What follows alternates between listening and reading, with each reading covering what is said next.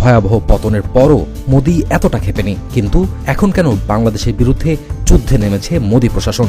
দিল্লির কোন দুর্বল জায়গায় আঘাত এনেছে ডক্টর ইউনূস, যে কারণে তেলেবেগুনে জ্বল? শেখ হাসিনা সরকার পতনের পর থেকে ভারতের মোদি সরকার এক প্রকার চাপের মুখেই পড়েছেন।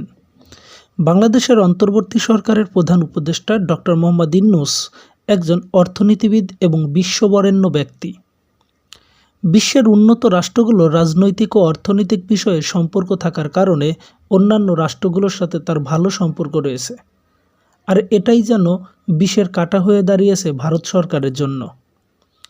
ভারত এশিয়ার অন্যতম শক্তিশালী দেশ হলেও এটি এই মুহূর্তে তার দম বন্ধ হবার উপক্রম, কারণ প্রতিবেশী কোনো দেশের সাথেই তার ভালো সম্পর্ক নেই। বাংলাদেশ নিয়ে ভারতের পার্লামেন্টে উঠে আসা নানা তথ্য, বিভিন্ন সময় বাংলাদেশের সংখ্যালঘুদের নির্যাতন নিয়ে বিভিন্ন রাজনীতিবিদদের কথা বলতে শোনা গেছে। নয়াদিল্লির রাজ্যসভায় এক এমপি জানতে চান বাংলাদেশের পরিস্থিতি নিয়ে। তখন দেশটির পররাষ্ট্রমন্ত্রী বলেন, প্রতিবেশী রাষ্ট্রের সংখ্যালঘুদের নিরাপত্তা প্রদান করা দেশটির অন্তর্বর্তীকালীন সরকারের দায়িত্ব। আমার ভিডিওটি ভালো লেগে থাকলে এই ছোট্ট চ্যানেলটি সাবস্ক্রাইব, লাইক, কমেন্ট ও শেয়ার করতে ভুলবেন না। ধন্যবাদ।